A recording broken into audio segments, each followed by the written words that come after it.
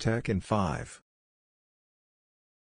Dive into Python with a fun game, learn in just 5 minutes. Welcome back to our Pac-Man saga. Today, we're animating our ghostly friends. Let's bring these NPC to life. In our last video, we introduced threading for Pac-Man, enhancing its movements in PyGame. Today, we're diving deeper into the ghostly side of things with advanced ghost behaviors in PyGame. Our spectral focus will be on threading within the ghost class, fine-tuning their movement logic for a more challenging gameplay. We'll explore the wall detection, ensuring our ghosts don't wander through barriers.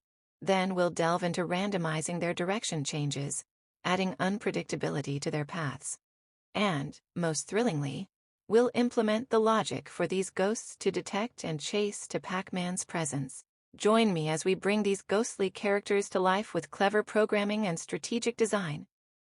As you might recall, we've already harnessed the power of threading for Pac-Man.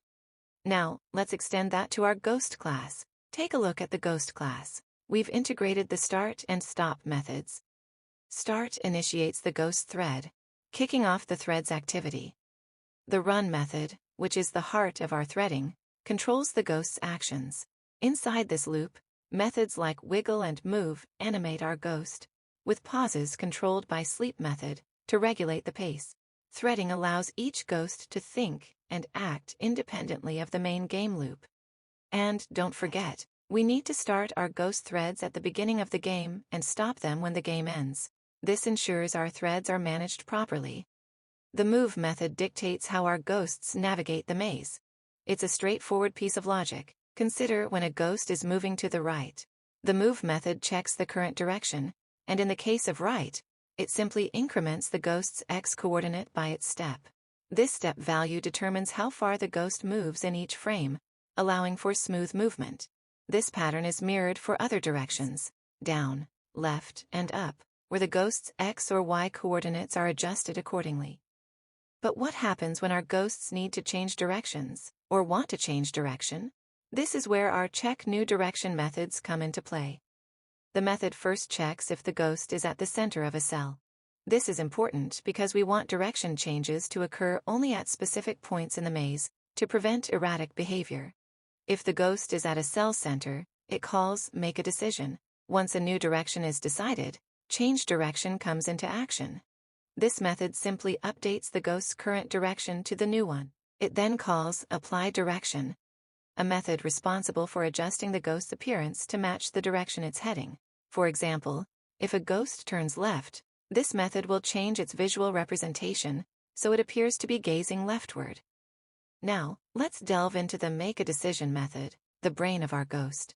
This is where our ghost evaluates its options and decides its next move, a critical part of bringing NPC behavior to our game. The first step in this method is to gather the possible directions the ghost can move to. These options are the directions that don't lead into a wall. The ghost's first priority is to check for Pac-Man's presence nearby in these available directions. If it detects Pac-Man in any of them, that direction becomes its choice. This is handled by iterating through the options and using as player in direction to determine if Pac-Man is seen in a specific direction. If Pac-Man isn't nearby, the ghost considers its current trajectory. There's an 80% chance it will continue moving in the same direction if that's still a viable option. This behavior is achieved by checking if the current direction is in the options and using random method to apply the probability. Finally, if none of the above conditions are met, the ghost randomly chooses a new direction from the available options. This choice is made using random choice method, ensuring the ghost's movement remains unpredictable.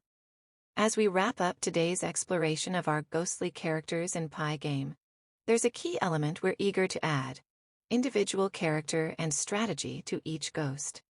In the classic Pac-Man game, each ghost had its own unique approach to chasing Pac-Man. For example, Mochibuse, aka Pinky, known for its ambush tactics, will attempt to sneak up on Pac-Man, yet shies away from direct confrontation. So, how can we implement such distinct personalities into our ghost class? Let's find out in our next video. Stay tuned for more videos on Tekken 5.